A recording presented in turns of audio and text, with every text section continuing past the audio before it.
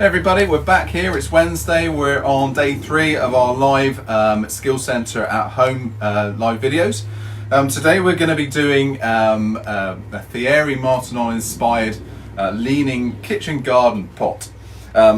I sort of said this at the beginning of the week that these are probably worth quite a lot of money now. Thierry Martinon doesn't turn anymore. He's a sculptor, a world-renowned sculptor. This one, I've just checked the date on this one, and his signature back down here is 2001. I bought this from him. So that's what we're going to do. This is a big gnarly lump of sort of burr or walnut. And the good thing with this style of pot, we're not going to need to do that much sanding to it.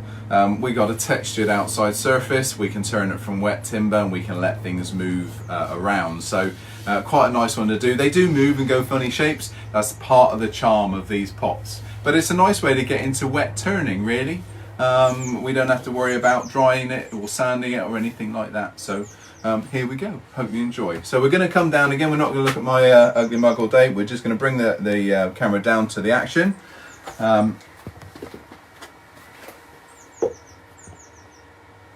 Okay, so I've just cut through, I've cleaned through this side here, just to let you see the sort of wonderful figuring that's in this timber. There's not a lot of the dark heartwood in here, it's all sap, but look at these wonderful marks, really, really pretty timber. So we're going to cut in. I don't really know what we're going to find, to be quite honest. It's not going to be a big pot, because I don't want to be hollowing whilst you're watching for too long, otherwise you won't really see what's happening. First of all, a couple of apologies really from yesterday. We did have a little bit of a technical issue. It's the Wi-Fi in our area dropped down to quite a low point yesterday. That's what was happening. I have been assured that we are going to update the YouTube version, so you should see in the next couple of days that going a little bit crisper with our saved video of that. So here I'm hoping we're not going to get the same issue, but persevere. We're going to persevere. Keep with us if it does. A much bigger piece now, so lots of lovely shavings. Now you can't see it, but to my right hand side there's a big tarp because the shavings are all going to fly that way, so I just protected all my shelves from those shavings. So here goes. We're going to start with a half inch bowl gouge. What you also can't see is I've got my visor on now, so I'm protecting my face from anything that's going to fly from this big piece, or worst case scenario, anything coming off the lathe. But we're going to start with a half inch bowl gouge. Lathe speed right the way down at the moment to 0. Start the machine off. Okay, I'm going to take it nice and slow to begin with. I want to rough the shape down to a cylinder. I want to create the foot to be held in the chuck. Remember the shape that we're trying to do. It's that lovely sort of Grecian urn style. So let's just start by taking some of this uneven surface away first. Now you may get flying bark and all those sorts of things, so a visor is absolutely necessary. I'm going to try and keep this to 45 minutes. Normally, this demonstration will last about an hour and a half. So I've got my son Charlie. He's behind the camera. He's going to be asking me questions if you have any. He's also going to be doing a rundown of the time every 10 minutes or so. Now as we're roughing this down, it will get quicker and quicker, but as we rough down, I want to keep making sure everything's nice and tight. Just keep adjusting, keep tweaking that tailstop. First few passes is always going to be a little bit harder.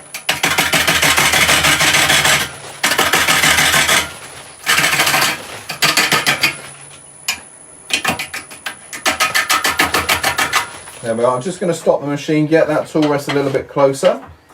We've got gnarly edges here. I don't want to do that whilst the machine's running. Incidentally, one thing that I do get asked fairly regularly when we're doing bowls and this sort of thing is why I don't use a roughing gouge. Roughing gouges full names, so this is a roughing gouge. A roughing gouge's full name is a spindle roughing gouge. It's designed to be worked and used on spindle work only. Never use them on bowl blanks, and I wouldn't use them on something as gnarly and as big as this either. Mainly used on side grain only. Okay, so bowl gouge is the job for this one.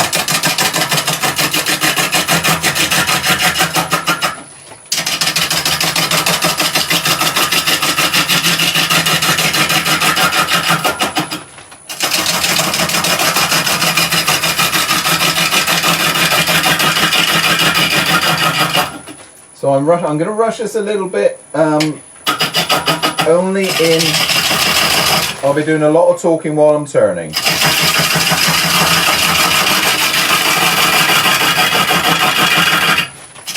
What wood are you using? The timber that we're using here, this is a lovely bit of burr walnut. Mainly sapwood, I'm on it if I'm honest.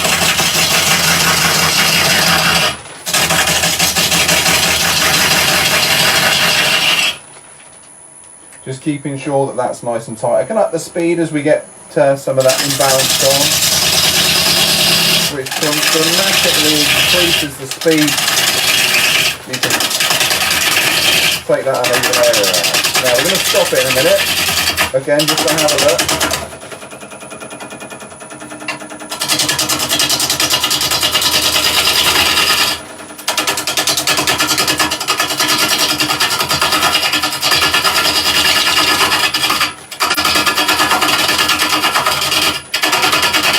Right, let's just stop and have a look and see what we're dealing with. So I need to go a little bit more. I want to take away some of this. This isn't going to be like a normal hollow form where we can accept voids. That's not the point of this one. This is going to be a usable jar or pot. So a little bit further. Turn that speed up again a little bit more.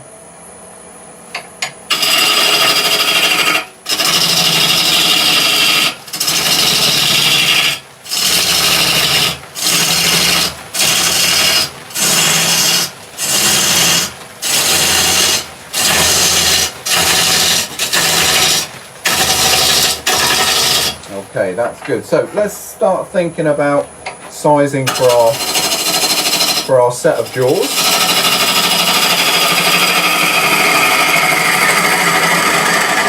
So I'm just starting really by cleaning that underside. Incidentally, here we're using a large ring center. This is the Evolution ring center or live center. I've got the ringing gauge there just so any soft areas don't compromise the strength, and on here we've got a big jumbo 4-prong drive.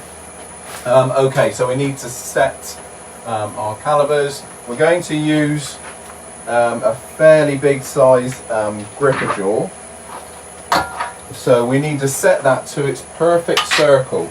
I want full grip, I want maximum security for this piece, so I'm just going to set my calipers now.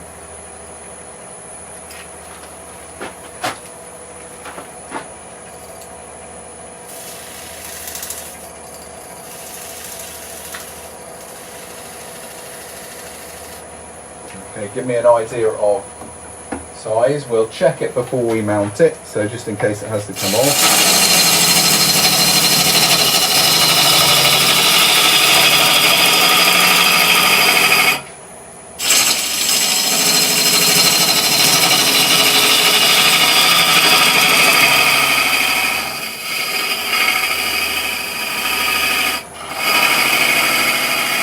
There we are, we're just going to true that up, so let's use, I don't know, let's go for a skew.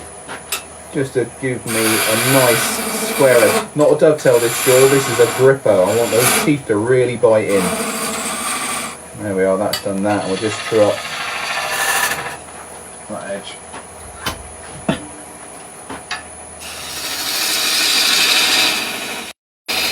Okay, so that's the foot done. I'm going to check the size in a minute. I just want to start a rough shape. So we'll keep to a similar shape to that Grecian urn.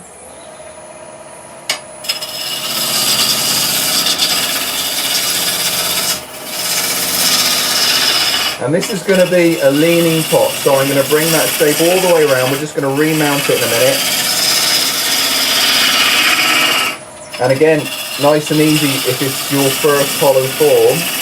We don't have to go too thin on the bottom either. We want some thickness in the bottom of the bowl. There we go. I'm going to leave a little foot. I want to make sure that the chup's actually holding against it. Now whilst we're there, let's do some of the final shaping at the top.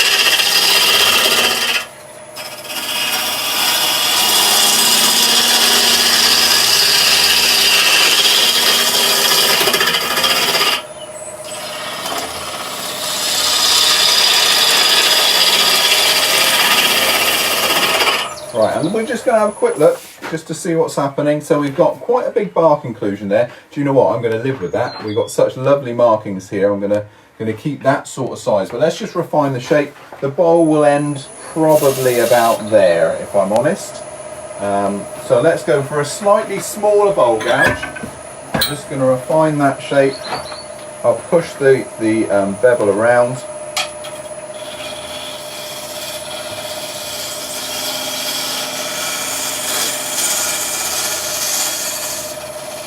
In 10 minutes.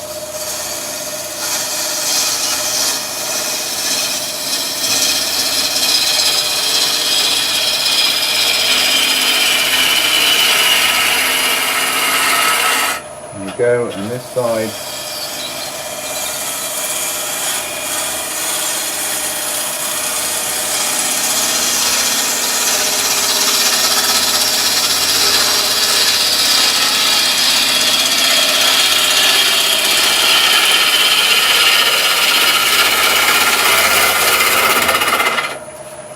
There we go, that's a lovely bit of timber. I'll tell you what, let's use, whilst we're here and whilst I've got a lovely irons shear scraper here. So we're just gonna gently bring that round. Put the little marks at the top I want to get rid of.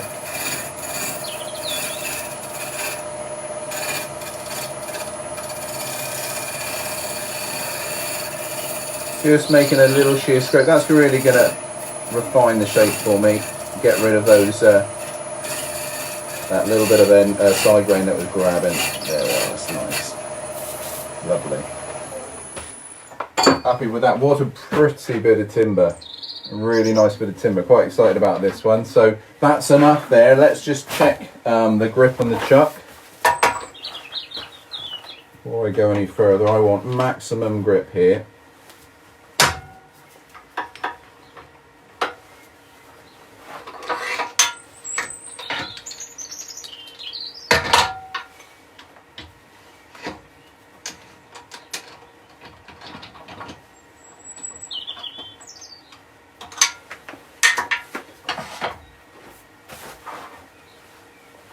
There we are, we're happy with that. That's going to look okay. It's fitting perfectly. I've got the right amount of gap here. I've got full surface contact for those jaws. Let's just take the centres out now. Get things held between the centres.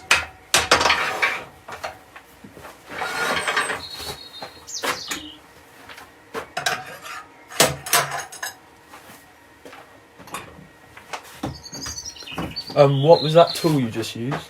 The iron shear scraper. I was lucky, I went and done a course with Phil Irons. We use these and the hollowing tools that we're about to use quite extensively. The idea behind this sort of thing, so if you're bevel rubbing regularly with a bowl gouge, you're getting a really nice burnished finish. If you want to then go and use a stain, a dye, the scraper opens up the fibres whilst keeping the surface nice and smooth, so ready for sanding sort of thing. Just a little hook on the end there. We just sharpen this one by using a diamond file across the top, and it gives such a lovely finish. It's almost a silk finish, which will accept and pull in the dye, the stain, very a lot further than a burnished beveled finish, you know. So it's good for, especially for that sort of thing. You can use it out of the tool. It's easier to use out of the handle than it has in.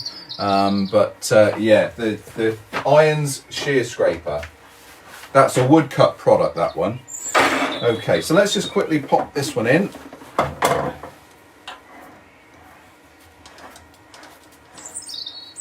If you go online to our website, you'll see Phil using that. There's a couple of videos on there, so you'll get a good insight into that tool. Okay, I'm just going to take a little bit of that depth away first, and then we're going to drill a hole.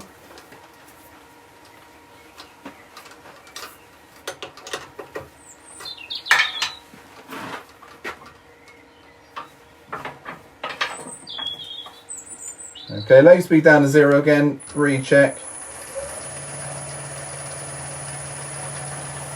There we go. I'm going to go to a smaller bowl gouge now, so let's go to, again, another 10mm gouge. Just going to tidy up this surface first and make sure we're at the final depth or final height of the pot. I want to be able to get my hand in this.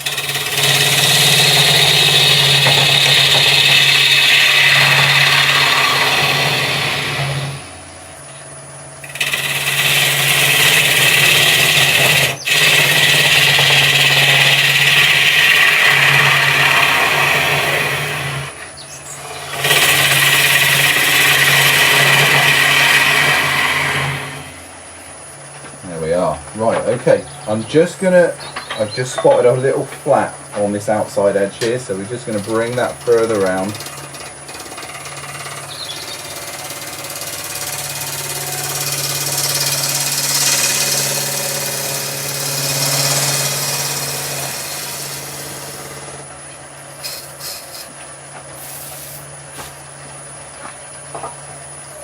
Okay, so next we've got to think about hollowing this one out. I want to do this really quickly for you.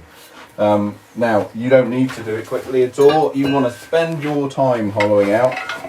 I'm not going to pivot the headstock of the lathe. Normally I would, just to save my back. To be honest, I'm not going to do a huge amount of hollowing. Let's go quite shallow. So normally I'd use this tape, but I don't think we need to go we don't need to go too deep, so about there.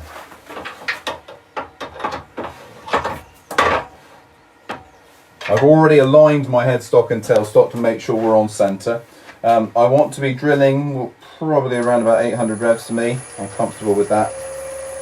There we are, 800 revs. And nice and gentle just to start with, get the thing going. Make sure you're declogging often. You don't want any of that wet timber to back up behind the drill bit and you'll get things stuck otherwise. What do you use to sharpen your gauges?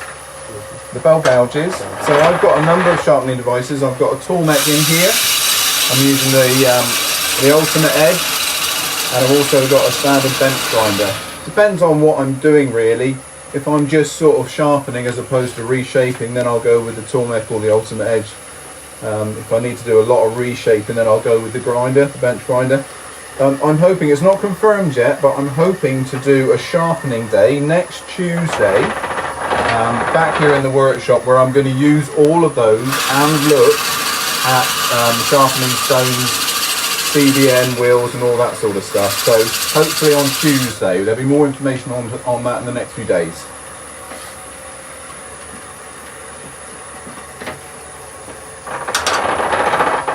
So just make sure that's nice and clear.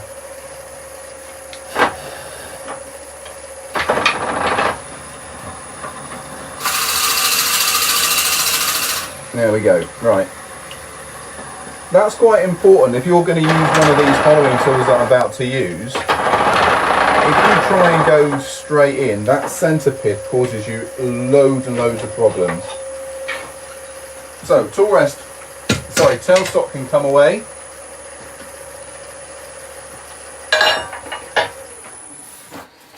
Set up to start hollowing.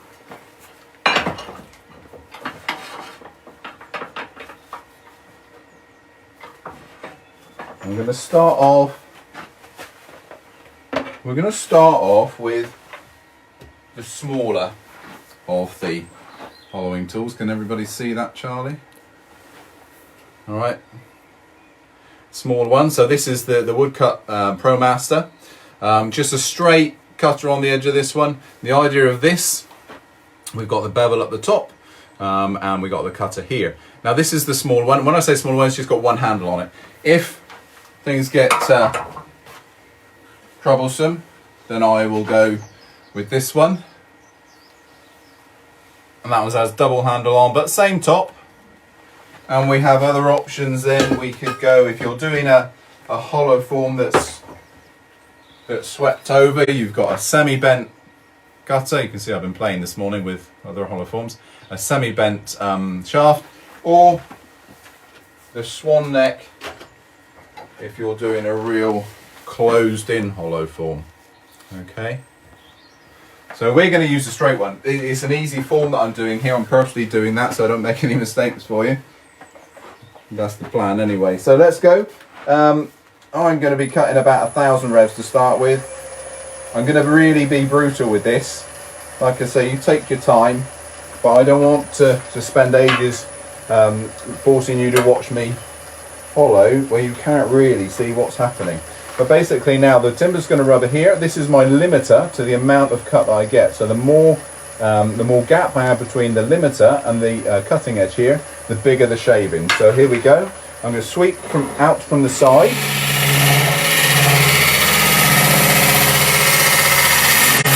And you can see those shavings coming off out through the exhaust at the bottom.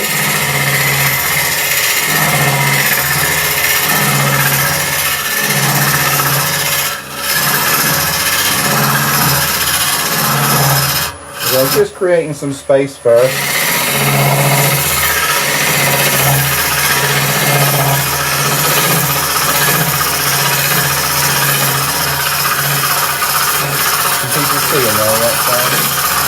Bring the camera, we're going to bring the camera around, guys, just to get you a better look.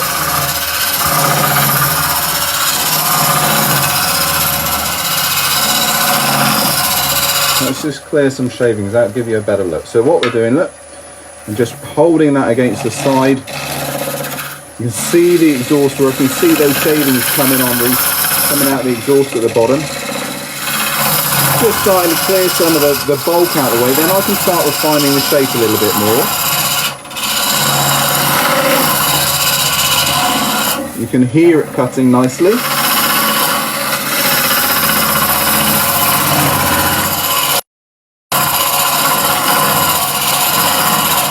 Right, Charlie, I think that's about it. You're getting to that point now where you can't really see what's going on, so I'm going to be, like I say, be brutal.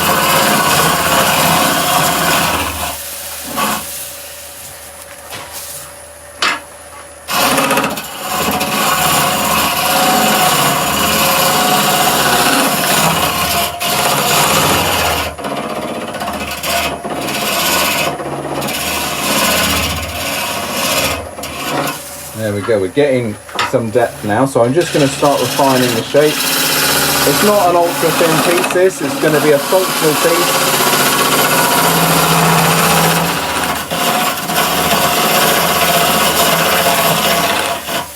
Which is good for us, because it means you don't have to stay there and watch me try and hollow this out for ages.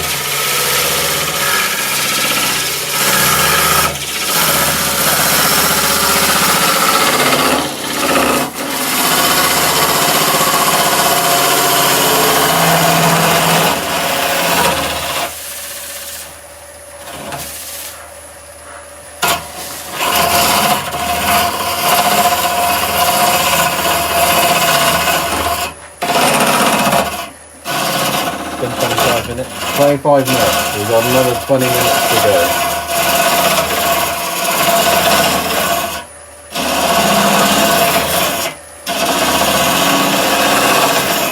Right, so I think if we stop the lathe now, we're just going to have a check and see what that first thickness is like. Don't be tempted to put your hand in there with it spinning to try and clear shavings, you will have your hand chopped off. So be careful. Alright, let's have a look. It's a double-sided set of calipers here, that's all they are. This is going to give me a good reading from both sides.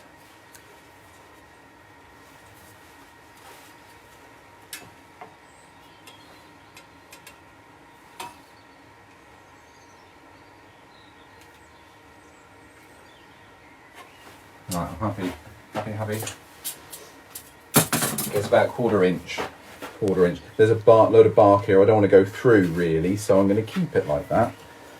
A bit closer now, less pressure. Incidentally, if you're going quite deep into a piece, at the moment I'm using the bar on the tool rest. There's nothing stopping you bringing that all the way back and putting this on the tool rest instead, and that will give you much greater strength, especially on bigger pieces.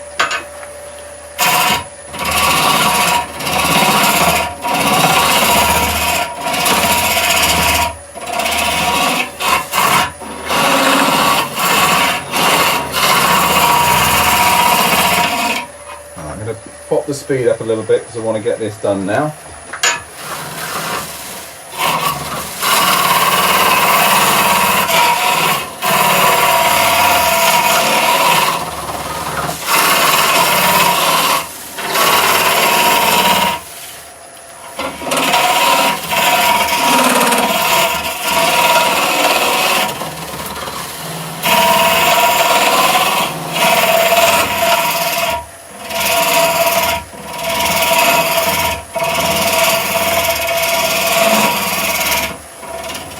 Just getting to the bottom of that hole.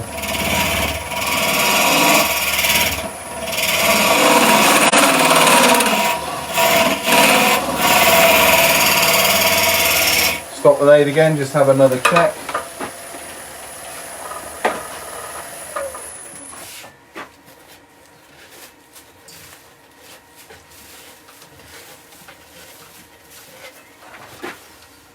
We're almost there actually.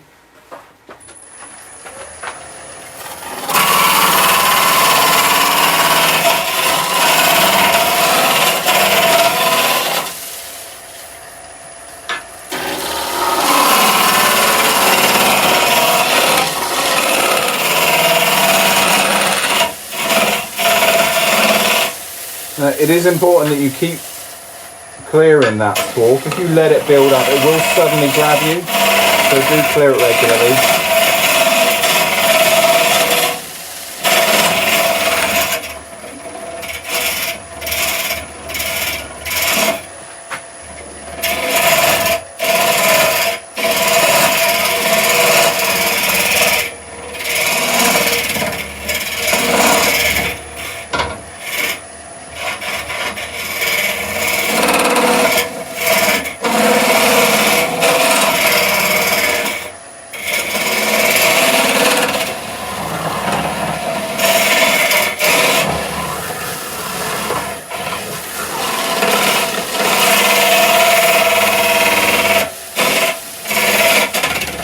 Right, let's get rid of some of those shavings. I was hoping that we were nearly there then. Let's see what we've got. There's a little ridge in there that needs to go. Just a little ridge. Then we're going to get you a look inside.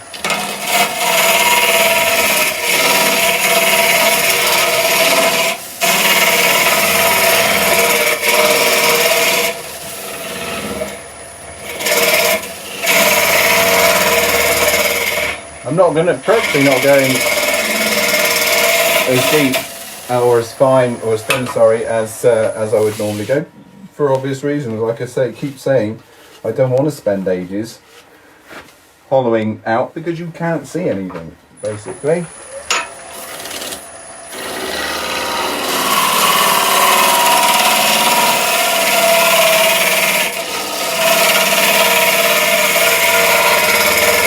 I'm just doing a couple of little finishing cuts. We're going to get the camera in again in a minute because there's a nice little shot there as it runs down the side of the pot. Are insert tools less at risk of catching when hollowing? Are insert tools? These type of tools, I'm going to guess the question is, yes they are, as long as you don't set them too wide. If you set them really wide, then you're going to get a massive cut and they'll catch like anything else. But basically, you've got the bevel on top protecting the cutter from grabbing too much. If you're talking about carbide tip tools, there is a difference. We will use them for different things. This produces shavings like this. So if you're making something with a very small opening at the top, that can cause problems. You'll be forever trying to drag out streamer shavings. So for that purpose, you might want to use something with a carbide tip, something that's scraping out, so it produces chips that you can pour out, rather than this sort of thing. But I find this far quicker on wet material. Right, Charlie, just get we're going to go handheld again, guys, just for a minute. I want to get the shot of just doing a couple of these finishing cuts. You can see where we are at the moment, how deep we are. I guess you can. Hang on, let me get a light in there.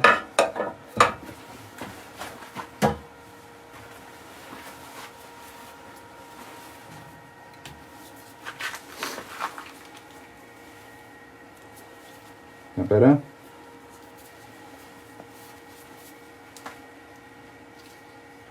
See?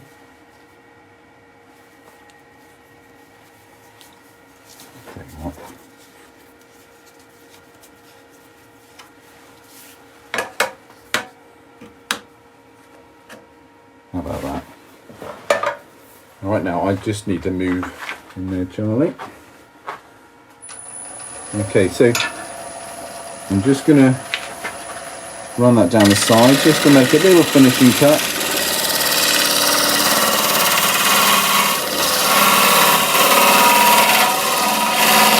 And I can get away with this because I'm not going thin. If you're going thin, then you really need to do that in stages.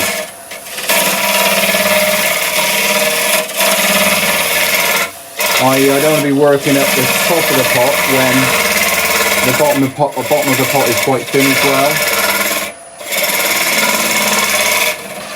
There we are. I'm going to stop. I can play all day trying to refine those shapes, but I'm not going to. That's about right for this. Let's turn him off. Take that out. Let's because we can, and I did mention not having to sand this, let's put a couple of little lines. We'll refine this top curve just with a small bowl gouge. Let's go for our little crown M42 razor edge, and I'm just tipping them over, just using the bottom of that cutting edge just to scrape around.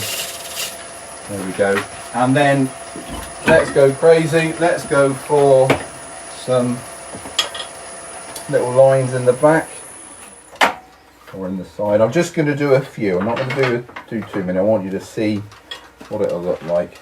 So here we go. So a little thread chasing tool. This is going to help me keep constant lines.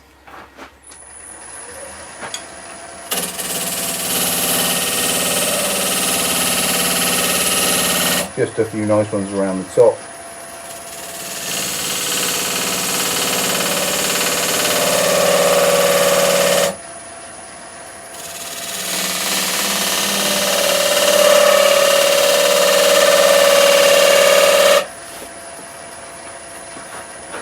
Just again, little thread chasing tool. That's a number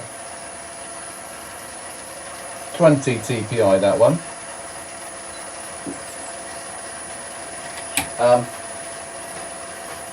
Again, Crown do great sets of thread chasing tools, but I'm just going to grab the phone myself just to show you those lovely lines. It just lifts a piece sometimes. You can go like Fieri on his, went all the way around. But I think that's going to be quite nice. There we are. It just gives it a little bit of lift, doesn't it? So now we're going to turn that piece around. I want to take that base off. We're going to sand a little. We're going to keep completely round on that piece, and then I'll sand a little flat at an angle. But that's how far we've hollowed out. Okay, you've got some wonderful burrs there. It's quite heavy. It's going to stay upright nicely. So we just need to turn it around now and take this base off, and then we can sand a flat. Where I think we're doing all right for time. How much have we done, Charlie? 35 minutes. 35 minutes. 10 minutes to go. I think we'll manage it. Remember, I'm rushing, guys, just to get things in. This can be a whole weekend project if you want it to be. Don't have to rush. So, we need a bit of scrap timber. There we are, a bit of scrap timber. This is a bit of tulip wood. This Just going to hold that in there, just make basically a little drive. Bit wobbly, so we don't want that. Let's get rid of the wobble. Lay speed to 0. Can't remember how fast I left it. Back to, let's go to a 3/8 again.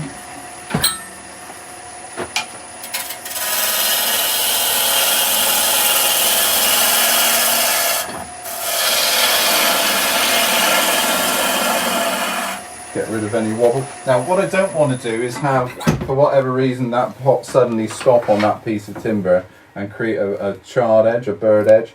But on the other hand, router matting is too big. So I'm just going to use a bit of tissue just to create a little bit of protection between the two.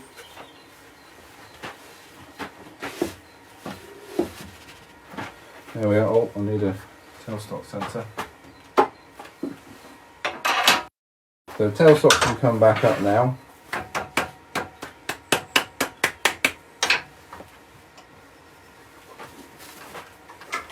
Now once you've got this bound in and nice and tight, then you can rip away all your excess. You've already got the join sorted. You don't want to leave that on there, otherwise it creates quite a lot of wind rush and it gets in your eyes. Dust flies everywhere. So, right, we're going to take off as much as that as I dare. If I was in my workshop on my own, no one watching me, I'd take off a lot more than I'm about to. So we're going to use a pull saw as well. How are we looking for camera angle there? Now I'm just going to bring the camera around, guys. I'm going to come right in and jiggle it around just so we can have a look at that area. And let's go. We'll start with a 3/8 gouge. So the trouble with having too many tools, you never know which one to pick up first.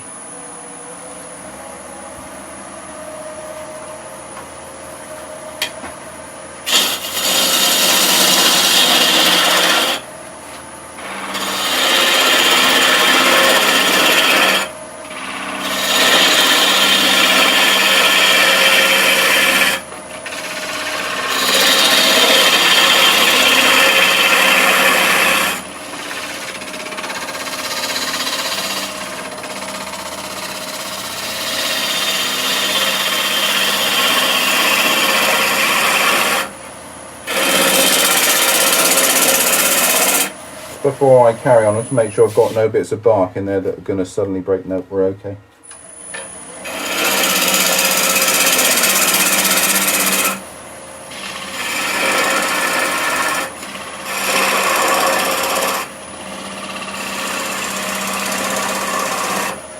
Right, I think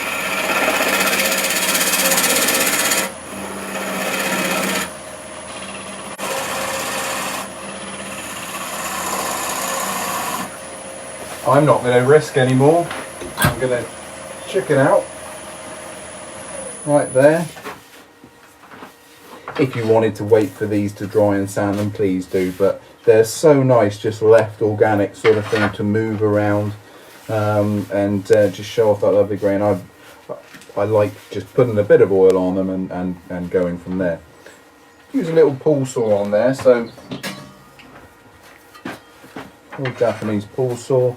We're going to cut partially and then take off some of the pressure, finish the cut.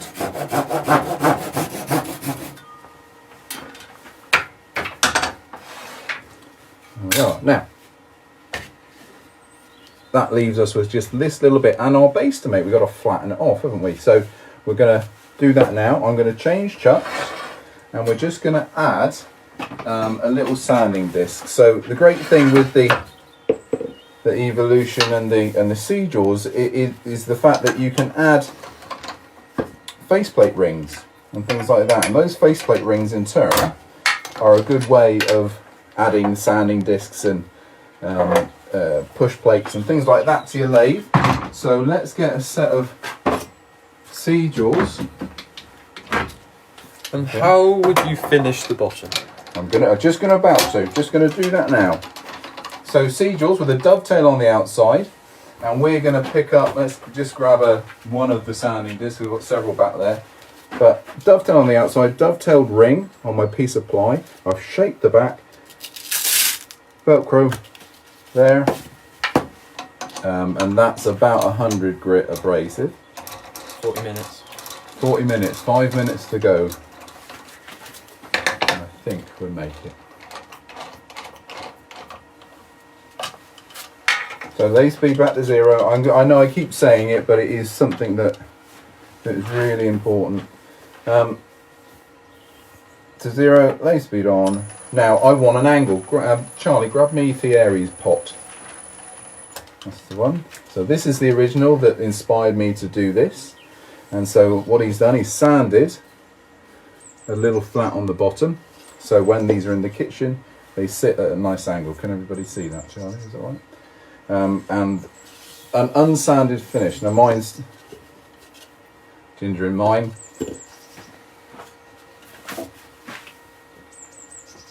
A little bit of, not too much, but I don't want to create any burning. So it's random, it doesn't matter what the angle is. So let's start by just taking off that nib.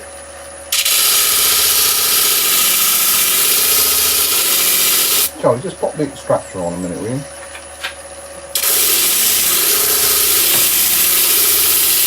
Lift the red button.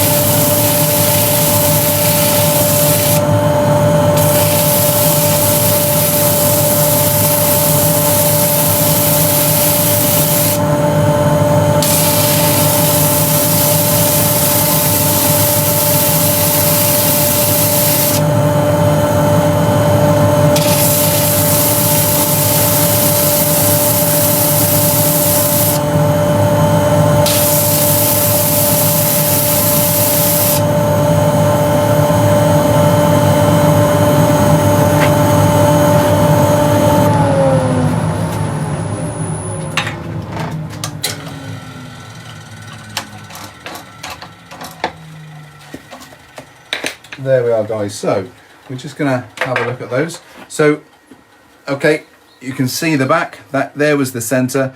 If I'm honest, I want to sand a little bit more of an angle on there, but again, I don't need you to stay here for another 5 minutes while I sand a greater angle.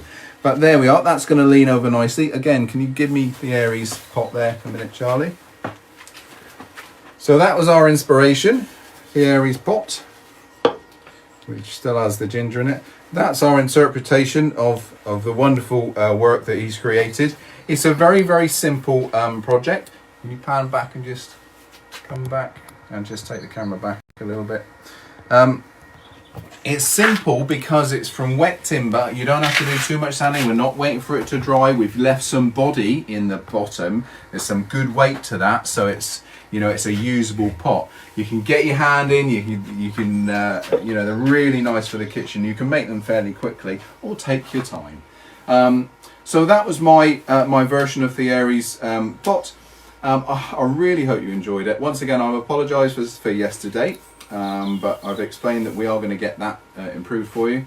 Hope everything went well today, and then you've enjoyed looking at maybe some new tools, the Woodcut, the ProMaster, the iron shear scraper, and how they work. That's the other thing, because I do get a few questions about making them work properly, and it is getting them razor sharp and making sure you adjust that that bevel just nicely. Before we go, any more questions, Charlie? No? Well then, again, join me tomorrow, Thursday at 4 o'clock. Tomorrow we're going to be looking at a slightly smaller project. We're going to use a few different sets of jaws. We're going to make an off-center pendant. Send in if you have a clear idea of what you'd like me to make, either wood or wooden resin. Then we can do either. I've got plenty of blanks set up for that. Just before, how are you going to stop it splitting / cracking?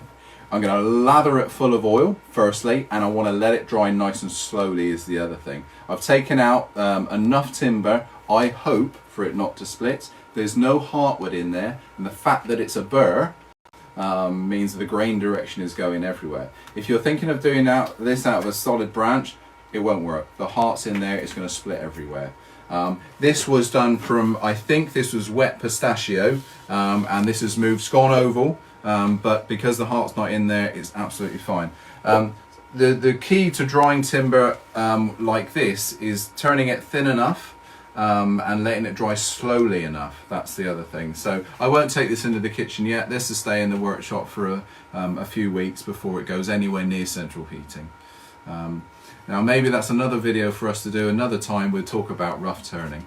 But for me, for now, look forward to seeing you tomorrow when we do our pendants. Keep turning,